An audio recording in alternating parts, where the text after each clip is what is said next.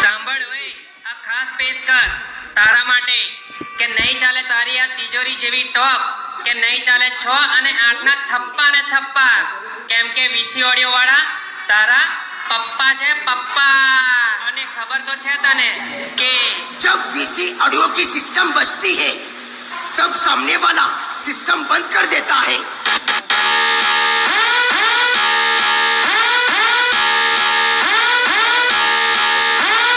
बेटा झूला झूल लेकिन बाप को मत भूल. હા કે પબ્લિક નો રિસ્પોન્સ સાંભળીને ફાટી ગયા છે એના કાન અને આંખો.